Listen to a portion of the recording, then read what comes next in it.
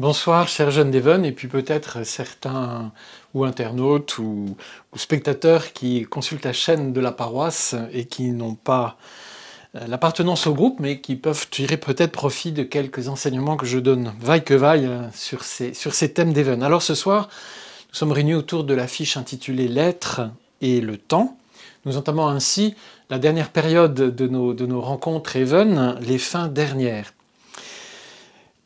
Nous avions trois extraits très beaux du livre de la sagesse, qui est un livre biblique, du livre des Confessions de saint Augustin et d'un texte fondamental que j'invite beaucoup de jeunes à lire, de Rainer Maria Rilke, La lettre à un jeune poète, qui est vraiment un texte fondamental pour la croissance d'une personne. Même si vous ne vous sentez pas poète, c'est très important de le lire. Alors, il y a 3 questions qui sont posées dans la fiche, que je vais traiter très rapidement, après quoi je m'attacherai un peu à chaque texte qui est sur votre fiche, parce que j'ai estimé qu'ils avaient une très grande richesse et qu'il valait la peine de s'y arrêter un petit peu. Donc dans ma première partie d'allocution, je reprends les questions qui vous ont été posées. Première question, comment notre expérience et notre conception du temps déterminent-elles notre vie quotidienne? Alors je dirais que notre conception du temps est très évidemment lié à notre expérience du temps. Et je pense que vous, qui êtes jeune étudiant ou jeune pro, tout autant que moi d'une certaine manière, même si nous vivons ça avec des références différentes, parce que moi j'ai eu une enfance avant la vôtre, mais grosso modo nous sommes tous pris dans une expérience du temps qui nous impose une forme de conception du temps. Cette conception du temps, la conception courante dans laquelle j'ai vécu toute ma journée, dans laquelle vous avez peut-être vécu votre journée, c'est de tâcher de faire toujours plus de choses dans la même mesure de temps. Faire toujours plus de choses dans la même mesure de temps, c'est une sorte d'impératif de notre culture, hyper connectée, où le temps réel, entre guillemets, qui est d'ailleurs une fiction, mais où le temps réel semble être une sorte de valeur. Or, dans cet impératif de faire toujours plus de choses dans la même mesure de temps, nous entrons dans un anti-rythme, dans un faux rythme. J'entendais un jeune dans le showbiz d'ailleurs, sur une radio, dire que le confinement lui avait appris qu'il vivait dans un rythme de taré. Et je crois qu'à travers le côté un peu trivial de l'expression, la perception est très juste. Et c'est d'ailleurs intéressant que nous ayons à réfléchir sur le temps, alors que nous sommes encore marqués par cette expérience de confinement assez longue, et que nous entrons dans un déconfinement dont nous ne savons pas très bien où il nous mène. Donc, cette pression quotidienne qui nous pousse à traiter de multiples choses, à faire toujours plus vite, dans la même quantité de temps, c'est ainsi que nous sommes conditionnés. Alors, comment est-ce que ça détermine ma vie quotidienne? Cette expérience du temps qui me conditionne dans une certaine conception du temps. Eh bien, ça détermine ma vie quotidienne par ce slogan « J'enfonce des portes ouvertes, j'ai pas le temps ». J'ai pas le temps, on l'entend des millions de fois, on le dit des millions de fois chaque jour. Et le paradoxe, c'est que quand on en a du temps, et je vous en ai déjà parlé, quand on en a du temps, on ne sait pas quoi en faire. Je suis frappé de voir comment, par exemple, dans les transports en commun, dans des trajets plus ou moins longs, dans le TGV ou dans un avion, les gens de votre génération, mais pas que vous, vous vous précipitez immédiatement sur la console de jeu, le jeu électronique, l'écran, la série, le chat, les réseaux, etc. Dès qu'il y a un moment quasi disponible, il y a comme un effet de vide, une angoisse peut-être, qui fait que c'est tout de suite meublé par quelque chose. Donc, soit j'ai pas le temps, ou quand j'en ai, je dirais, je le gaspille. C'est-à-dire que j'en fais d'une certaine manière rien, c'est-à-dire qu'après ce temps libre que j'ai passé sur des consoles de jeux, ou à consulter mes chats, ou à consulter mes réseaux, est-ce que véritablement j'ai acquis quelque chose de plus, j'ai grandi, etc. C'est pas si évident. Donc, je réponds à cette première question en disant le temps, dans la conception qui nous est imposée par notre vie assez frénétique, ce temps est une forme de paradoxe. On l'a jamais, et quand on l'a, on ne sait pas quoi en faire. Je ne vais pas plus loin, je fais juste de pointer du doigt un paradoxe existentiel qu'il faudra que précisément vous appreniez à gérer pour en sortir. Deuxième question de la fiche, comment être recueilli dans l'immutabilité toujours présente? Alors là, je vais me placer sur le terrain psychologique et spirituel. D'abord, psychologiquement, Pour être recueilli dans l'immutabilité toujours présente, qui est une très belle formule, je pense qu'il faut d'abord apprendre à ne rien faire. Et précisément, ne rien faire n'est pas tuer le temps sur des sudoku, des trucs que vous avez sur vos écrans et qui vous amusent un instant.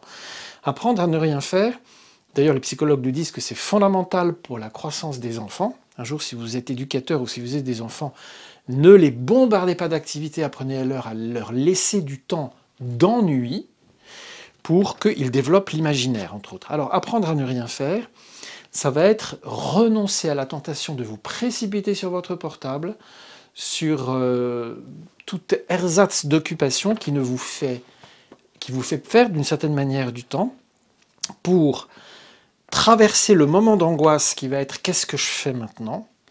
et ne rien faire. Alors c'est plus simple de ne rien faire quand on est à la campagne, quand on est en vacances, quand on est à la mer, à la montagne, etc. Parce qu'il est très simple de se poser sur un rocher, sous un arbre, dans un coin de pré, et de regarder tout simplement ce qu'il y a, d'écouter ce qui se passe, de respirer, d'éveiller ses sens, quelle est la chaleur de ce rocher, la douceur de cette herbe, quel est le bruit de tel insecte qui passe à proximité de mes oreilles, et tout ça l'enregistrer, y prêter une grande attention. Donc ne rien faire, c'est apprendre à rester au moins quelques instants à l'écoute de ce qui m'entoure, si possible dans un lieu plutôt calme. Psychologiquement toujours, ce sera écouter. Et là, je vais me faire un petit peu le promoteur de quelque chose qui est mon expérience. Mon expérience n'est pas normative, mais personnellement, j'ai énormément appris à écouter, quand j'étais étudiant notamment, en passant des heures, je dis bien, je ne me vante pas, dans un fauteuil écouter de la musique classique. Pourquoi de la musique classique? Parce que le pop, le rock sont des excitants, sont des stimulants qui ne vont pas vous faire entrer dans une écoute profonde, mais plutôt vous donner envie de bouger, de claquer les doigts, etc. La musique classique a une rythmique propre, je parle aux musiciens qui la reconnaissent et qui la sentent, quelquefois très intense, je pense notamment à Mozart, mais écoutez pour moi un quatuor de Beethoven, une sonate de Schubert ou toute autre pièce, en écoutant, pas en lisant, pas en consultant un catalogue, pas en cherchant un billet sur Internet, en écoutant, ça m'a appris beaucoup. Donc ceux qui seraient musiciens, écoutez, écoutez. Apprenez à écouter ce qui vous vient, à n'être que disponible à ce qui vous est donné. Vous apprendrez ainsi à écouter les autres et à écouter la vie. Donc apprendre à ne rien faire, regarder, ouvrir ses sens, être présent au milieu où nous sommes, écouter notamment de la musique, lire. Lire, mais lire quelque chose qui va stimuler votre attention, qui va nécessiter un peu d'attention sans fatiguer votre cerveau. Alors, un roman, de la littérature, de la poésie, que sais-je, mais lisez, lisez. Ne soyez pas que des globes oculaires qui voient sans cesse des stimulations en mouvement. Regardez, allez dans un musée, arrêtez-vous sur un tableau, ou bien consultez, là pour le coup sur un écran, une image fixe. Mais ça n'a pas la même vibration, cette image qui vient d'une illusion électronique, et la réalité d'une toile sur laquelle un homme a posé sa touche. Vous voyez les traces du pinceau, vous sentez l'énergie qu'il a mise, etc. Mais voyagez dans un tableau, allez voir ne serait-ce que 2 tableaux pour une après-midi. Regardez, soyez attentifs. Je passe maintenant du plan psychologique au plan plus spirituel pour répondre à la question « Comment être recueilli dans l'immutabilité toujours présente ?» Donc il y a un calme corporel à trouver, il y a une attention psychologique, psychique et sensorielle à mettre en œuvre, qui peuvent être des préludes pour ce que je vais dire tout de suite. C'est qu'il vous faut découvrir la solitude. Découvrez ça. Encore une fois, c'est comme l'angoisse du « qu'est-ce que je fais » des quelques minutes que j'ai devant moi. Si je n'ai personne chez moi pour un temps, mais savourez la chose, écoutez l'émotion et éventuellement l'angoisse que ça provoque en vous, mais c'est fondamental pour arriver à se recueillir. Découvrir la solitude, savoir la goûter, l'habiter, ne pas la fuir, ne pas la craindre, l'apprivoiser, la rendre amie. Elle vous relancera dans la relation plutôt que de la fuir et de vous disperser dans des pseudo-relations. Au niveau spirituel encore toujours, pour être recueilli dans l'immutabilité toujours présente, je vous conseille l'oraison. L'oraison mentale, à la manière de Sainte Thérèse d'Avila, on aura l'occasion éventuellement d'en reparler cet été si on arrive à faire quelque chose ensemble, consiste à se poser tout simplement, alors en tirant parti de ce que j'ai dit auparavant, dans un cadre calme, propice, dans le repos du corps, dans l'écoute et l'attention au milieu environnant. Tous ces préparatifs vont vous permettre de dissiper le vrombissement mental, psychologique, émotionnel au bout d'un certain temps. Il faut largement 10 minutes. Et puis d'entrer dans une simple relation de présence au Seigneur. Tu es là, mon Dieu, je suis là, tu me précèdes, j'essaye de me rendre présent, je te donne 10 minutes, un quart d'heure de silence intériorisé, où je ne fais rien, pour que tu puisses habiter ma vie et imprimer en moi une marque que je ne sentirai pas forcément, mais c'est toi qui agis. Donc l'oraison, c'est aussi une façon de se décentrer de soi, de ne pas s'inquiéter de sa prière, de ne pas s'inquiéter de savoir ou pas qu'on prie, comment, quelle formule utiliser. Je suis là, devant toi Seigneur, et je prête mon corps, mon psychisme, mon émotivité et surtout mon esprit, qui là ne peut pas me donner de renseignements émotionnels, mais mon esprit est en lien avec toi, au moins parce que je le crois. Et cette oraison-là, si vous la faites régulièrement, d'abord 10 minutes, puis un quart d'heure, puis 20 minutes, puis peut-être une demi-heure par jour, au moins fréquemment, mais régulièrement, vous découvrirez comment elle vous recueille, comment elle vous recueille au sens de tout ce qui est dispersé en moi, comme une quantité de grains dispersés, hein, je prends un seau et tout ça se recueille dans un unique volume. Découvrir la solitude, découvrir l'oraison, la Lectio Divina, ça c'est aussi un autre point d'appui spirituel pour apprendre à se recueillir. Vous prenez un évangile, vous prenez un psaume, vous prenez un texte de l'Ancien Testament, vous prenez une lettre de Saint Paul, vous prenez quoi que ce soit de l'Écriture, vous vous donnez 20 minutes, une demi-heure, vous invoquez l'Esprit Saint, vous donnez un passage court, vous le lisez, après avoir invoqué l'Esprit Saint, car c'est lui qui rend le texte parlant, vous croyez que le Seigneur vient vous parler, et vous lisez, vous relisez, vous re-relisez, jusqu'au moment où, dans le calme, dans une accalmie progressive de tout vous-même, jusqu'à ce qu'un mot, une demi-phrase, une phrase sorte du brouillard, et là vous la remâchez. C'est un peu comme une brebis qui a avalé sa quantité d'herbe, qui se couche et qui rumine. C'est très très très simple, ça n'est pas intellectuel, ça n'est pas spécialement émotionnel, il n'y a pas à chercher des guilis-guilis, des extases ou des vibrations, c'est dans la foi que ça se passe, mais si c'est posé régulièrement dans votre vie, vous en verrez le fruit. Découvrir la solitude, découvrir l'oraison, découvrir la Lectio Divina, alors autre chose qui est plus simple, l'adoration du Saint-Sacrement. Si vous disposez d'une église où le Saint-Sacrement est exposé, en ces périodes où les églises ne sont pas très ouvertes aux exercices spirituels, c'est un peu compliqué, mais dès que ça sera possible, essayez de vous poser calmement, 10 minutes, un quart d'heure, 20 minutes, une demi-heure, une heure, peu importe, mais assez régulièrement dans cette prière, qui est « Je m'expose à ta présence, Seigneur ». Vous savez, on dit « j'expose le sacrement » quand on est prêtre, « je vous expose le sacrement ». En fait, on expose, oui, on expose, on sort du tabernacle et on le pose sur un autel, mais vous et moi, quand je suis devant le Saint-Sacrement, c'est moi qui m'expose à son rayonnement, c'est moi qui m'expose à sa présence, comme une fleur s'expose au soleil, si je peux dire. Comment la patience est-elle tout ? La patience est tout parce qu'elle est adhésion au rythme du réel. Ici, Rainer Maria Rilke parle de la gestation et de l'enfantement.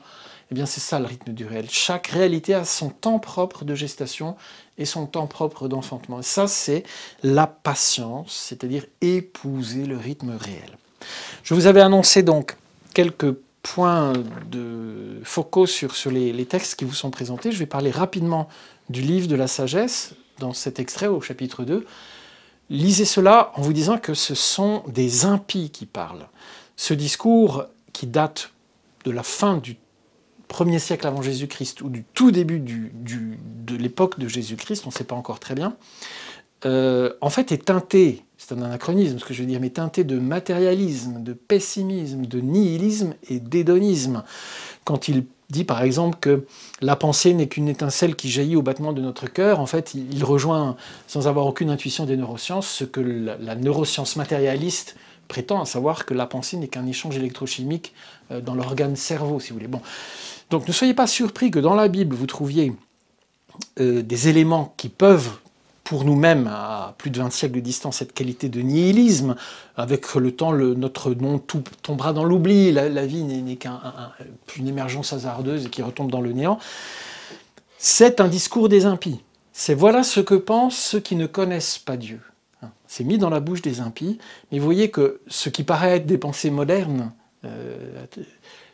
issues de Nietzsche ou d'autres penseurs du siècle précédent, ou de celui d'avant encore, tout ça finalement est dans l'air de tout ce qui est dans l'air, c'est-à-dire se respire, se pense dès qu'on est en dehors de la connaissance de Dieu. Donc ça c'est intéressant de voir que toutes ces idées de hasard, d'inconsistance de la vie, de fugacité, d'oubli, de dispersion de tout, dans une forme de néant, une sorte de coagulation aléatoire sans aucune signification, de choses qui se dispersent dans le néant, c'est ici dans le livre de la sagesse, parce que c'est attribué aux impies, c'est-à-dire ceux qui nient Dieu. Maintenant, du côté de saint Augustin, l'essentiel de ce qu'il a à nous dire, c'est cette recherche de l'unité.